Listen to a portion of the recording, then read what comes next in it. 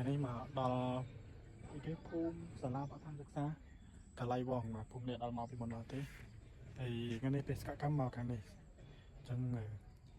បងប្អូនទាំងនេះថាបេសកកម្មខ្ញុំមកភូមិកាឡៃវងនេះបេសកកម្មអីអញ្ចឹងខ្ញុំមានរបស់ល្អចង់ណែនាំបងប្អូនដែរហើយដីនេះគឺមានប្លង់រឹងអស់ហើយបងប្អូនគឺយើងបានចុះមកវែងជាប្រព័ន្ធអស់ហើយហើយចន្ទីយើងល្អមែនតើអញ្ចឹងចន្ទីពេញស្មើល្អគឺអត់ថាចន្ទីពេញគឺប្រមូលផលទាំងអស់ហើយគឺ12ហិកតាហ្នឹងគឺប្រមូលផលទាំងអស់ហើយឱកាសនេះដីធូរថ្លៃអត់ងាយបានទេបងប្អូនដោយសារតែម្ចាស់គាត់ចង់បានលុយប្រញាប់ហើយណាមួយគាត់នៅឆ្ងាយពីផ្ទះអញ្ចឹងគាត់ចង់លក់ហើយ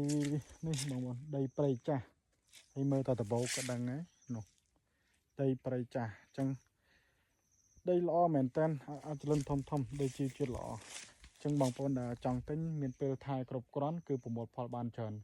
ជាពិសេសនឹងរដូវកាលប្រមូលផលខាងមុខនេះគឺវាល្អបាទមកថែពេលនេះដល់ខែ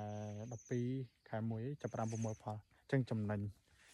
អញ្ចឹងអត់មានអីច្រើនទេចាប់អារម្មណ៍ទាក់ទងបាន